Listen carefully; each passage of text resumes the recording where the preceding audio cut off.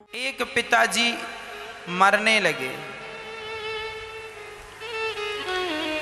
उन्होंने अपनी वसीयत में लिखा कि मेरी संपत्ति का आधा हिस्सा बड़े बेटे को मिले, संपत्ति का चौथा हिस्सा छोटे बेटे को मिले और संपत्ति का 5वां हिस्सा बेटी को मिले। वसीयतनामा लिखकर बूढ़े आदमी मर गए। अब जब लोग पंचायत बैठी कि भाई संपत्ति क्या है, तो संपत्ति में केवल 19 ऊंट थे। ना घर था, ना जमीन जायदाद थी, मात्र 19 ऊंट संपत्ति के नाम पर। अब 3 लोगों में बंटने हैं 19 ऊंट। बांटो, कैसे बटेंगे? संपत्ति का आधा हिस्सा बड़े बेटे को, तो 19 का आधा।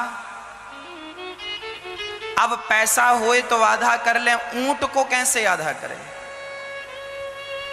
ऊंट है, अब ऊंट को 19 से आधा करना है तो क्या संभव है? अब बंटवारा रुक गया, कैसे करें? अब संपत्ति का आधा, अब किसी ने कहा एक काम करो, एक ऊंट बेच दो तो 18 रह जाएंगे, तो 18 का आधा हो जाएगा, 9 दूनी 18। एक बेच दो, उसका पैसा तुम तीनों बांट लेना। पंचायत ने बोला, पंच लोगों ने, ना पिताजी ने जो लिखा है वही करो, कोई ऊंट नहीं बिकेगा, जितने ऊंट हैं उतने ही बांटो। अब पंचायत सवेरे से शाम तक बैठी, कोई समाधान नहीं। आपके पास भी कोई समाधान हो तो बताओ। 3 लोगों में बंटवारा करना है और वही बंटवारा होगा जो पिता ने वसीयतनामा में लिखा है। ना तो तुम ऊंट को काट सकते हो, ना बेच सकते हो, बंटवारा करना। सवेरे से शाम हो गई, शाम से रात हो गई, पंचायत उठी, खाना पीना खाई, सोई, बोले सवेरे फिर लगेगी। सवेरे पंचायत लगी, फिर कोई समाधान नहीं। बड़े बड़े पंडितों को बुलाया, बड़े बड़े गणितज्ञों को बुलाया कि भाई 19 का आधा करो, कैसे करोगे? नहीं हुआ किसी से 19 का आधा। ऊंट अंक में तो 1.5 करके हो जाएगा, पर तभी वहां से एक बुद्धिमान व्यक्ति गुजरा, उसके पास भी एक ऊंट था। वो ऊंट लेके जा रहा था।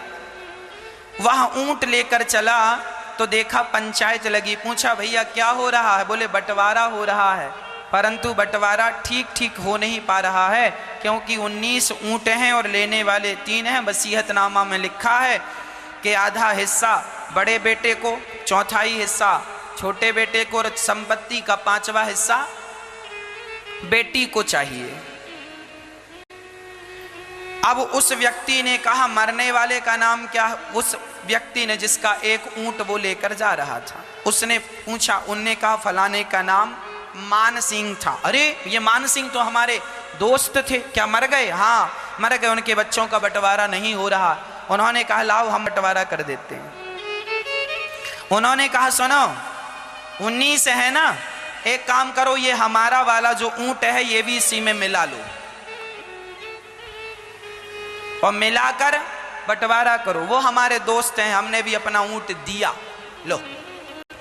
अब 19 थे, अब हो गए 20, एक और मिला दिया, कितने हो गए? अब 20 का आधा हिस्सा देना है बड़े बेटे को। कितना दिया? बोलो 10। संपत्ति का चौथाई, 20 का चौथा कितना हुआ? 20 का चौथाई भाग कितना?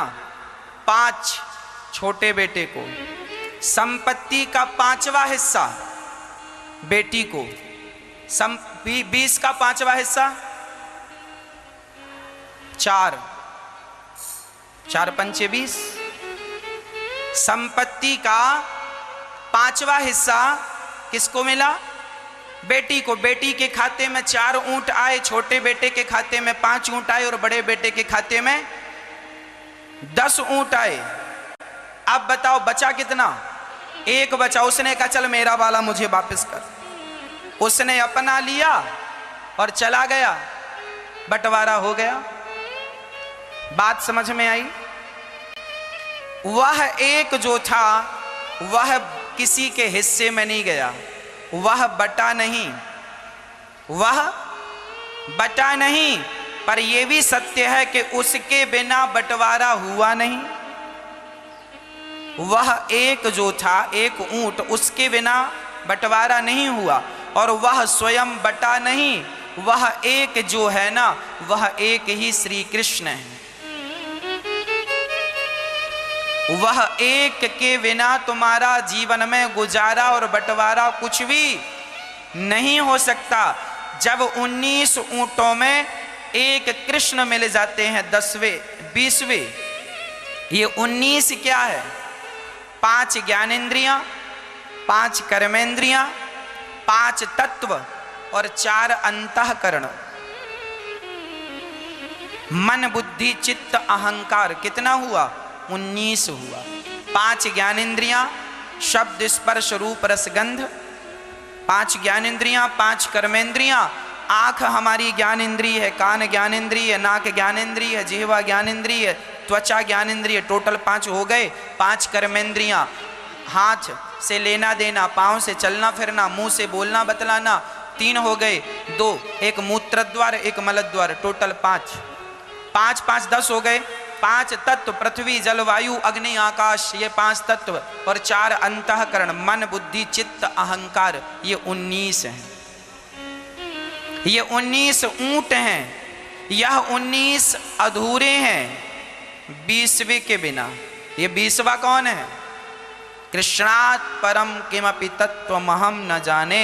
वह कृष्ण रूपी तत्व ही 20वां तत्व है, अर्थात सर्वश्रेष्ठ तत्व है। कृष्ण ही सबसे श्रेष्ठ तत्व है। उस एक के बिना जीवन अधूरा है। आपकी जिंदगी भी उस एक कृष्ण के, तुम सब कुछ पालो पर उस परम पिता परमात्मा को, कृष्ण को नहीं पाया, तो सबको पाकर भी तुमने क्या पाया? बताओ क्या पाया? इसलिए सब कुछ प्राप्त करने के पीछे ना भागो, एक कृष्ण को प्राप्त कर लो।